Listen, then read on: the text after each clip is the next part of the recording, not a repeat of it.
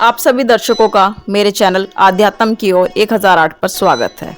मैं आप सबकी प्रशंसा करना चाहूँगी कि आज के दौर में भी अलग सोच रखने वाले व्यक्ति मौजूद हैं जो मेरे इस चैनल पे जुड़े हुए हैं। अब मैं कुछ ऐसे तथ्यों पर एक लॉन्ग वीडियो बना रही हूँ जिसके बारे में हम सब ने सिर्फ सुना है, लेकिन पूरी जानकारी मैं अपने वीडियो के माध्यम से आप तक पहुँचाना ज़रूरी समझती हूँ। नमस्ते दोस्तों, आज की इस वीडियो में हम बात करेंगे अमरनाथ गुफा की।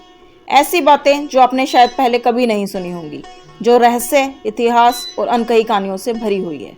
सब कुछ जानने के लिए वीडियो के अंत तक बने रहिए। विश्वास कीजिए, यह सफर आपके लिए बेहद रोमांचक होने वाला है।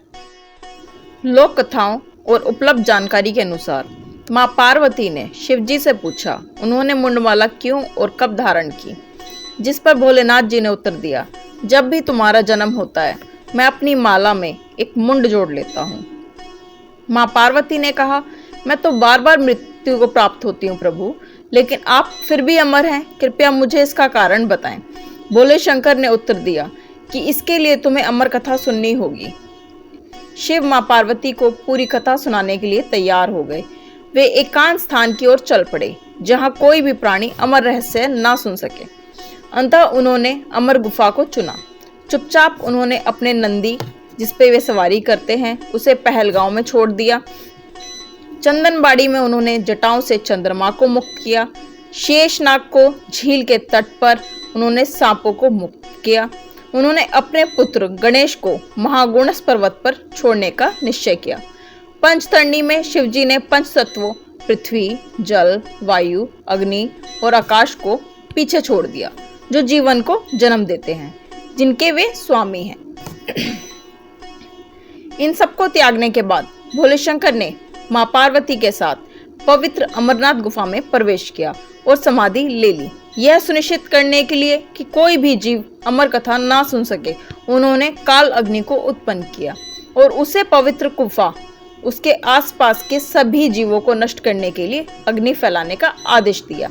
इसके बाद उन्होंने माँ पार्वती को अमरता का रहस्य सुनाना शुरू किया, लेकिन संयोग से कबूतरों के एक जोड़े ने यह कहानी सुन ली और अमर हो गए।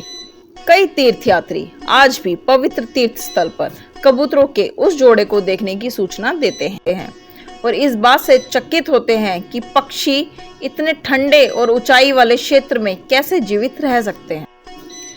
पवित्र अमरनाथ गुफा लीदर घाटी के संदूर छोर पर स्थित है। अमरनाथ तीर्थ स्थल 3888 मीटर की ऊंचाई पर स्थित है, जो पहलगांव से 46 किलोमीटर और बालटाल से 14 किलोमीटर दूर है। मूल तीर्थयात्रियों के अनुसार श्रीनगर से यात्रा शुरू करनी चाहिए, लेकिन ज्यादातर लोग चंदनवाड़ी से यात्रा शुरू करते हैं, जो 5 दिनों में अमरनाथ जी तक की दूरी तय करते हैं। पहलगांव श्रीनगर से 96 किलोमीटर दूर है। अमरनाथ जी को प्रमुख हिंदू धर्मों में से एक माना जाता है। यह पवित्र गुफा भगवान शिव का निवास स्थान है। परम पिता परमेश्वर के रक्षक संहारक भगवान शिव इस गुफा में एक बर्फ के लिंग के रूप में विराजमान है। यह लिंग प्राकृतिक रूप से निर्मित होता है, जिसके बारे में माना जाता है कि यह चंद्रमा के साथ घटता और बढ़ता रहता है। देवादिदेव भगवान महादेव का नाम अमरेश्वर अथवा अमरनाथ कैसे पड़ा? अमरनाथ साक्षात लिंग स्वरूप है। कहते हैं नियतिवश उत्पन्न इस सृष्टि में इंद्र आदि देवता भी मृत्यु के भय से ग्रस्त थे। मृत्यु उनको भी अपना ग्रास बनाती थी। इससे व्याकुल वे सभी एकत्रित एक गुफा में स्थित भगवान शिव की शरण में पहुंचे और परम प्रीति पूर्वक उनकी स्तुति करने लगे। भगवान शिव के पूछने पर देवताओं ने अपनी व्याकुलता का कारण बताया कि मृत्यु हमें भी अपना ग्रास बना रही है, इसका कोई उपाय कीजिए।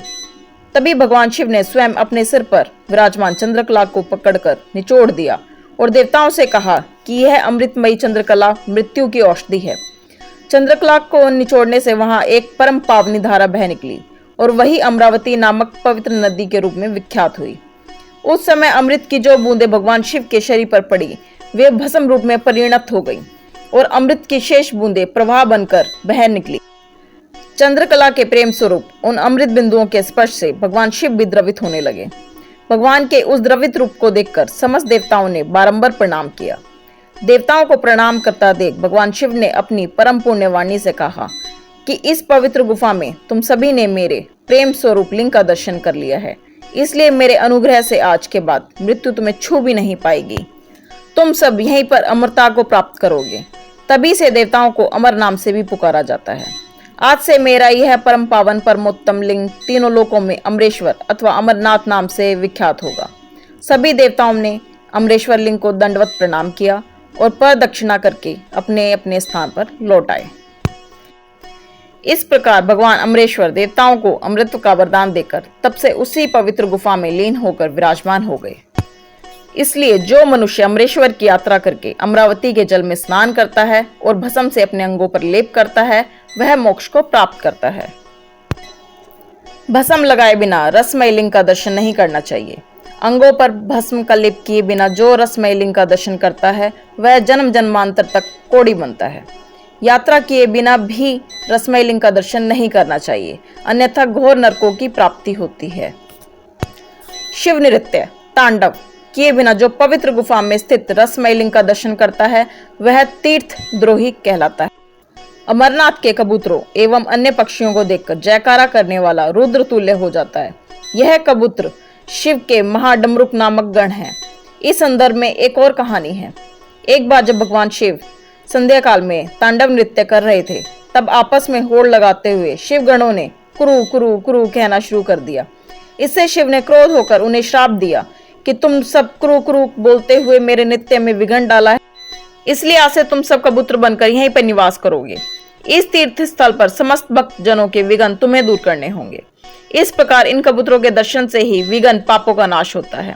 परमार्थ की कामना करने वाले भक्तों का इनका दर्शन अवश्य करना चाहिए। इन कबूतरों के दर्शन किए बिना यात्रा करने वाले को तीर्थद्रोही कहा जाता है। पवित्र गुफा के अस्तित्व का उल्लेख पुराणों में तो मिलता है, लेकिन इस पवित्र गुफा की पुनः खोज के बारे में लोगों द्वारा सुनाई जाने वाली एक लोकप्रिय कहानी एक चरवाहा बूटा मलिक की है। कहानी इस प्रकार है। एक संत ने बूटा मलिक को कोयले से भरा हुआ एक थैला दिया।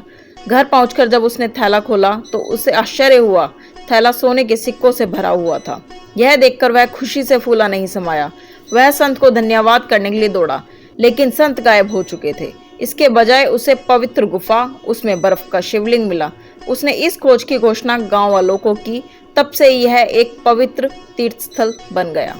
दोस्तों, ये थी हमारी यात्रा भारत के पवित्र तीर्थ स्थल की। अगर आपको ये वीडियो पसंद आए तो लाइक और सब्सक्राइब जरूर करें और कमेंट में बताइए आप कौन सा तीर्थ स्थल देखना पसंद करेंगे अगली बार। धन्यवाद।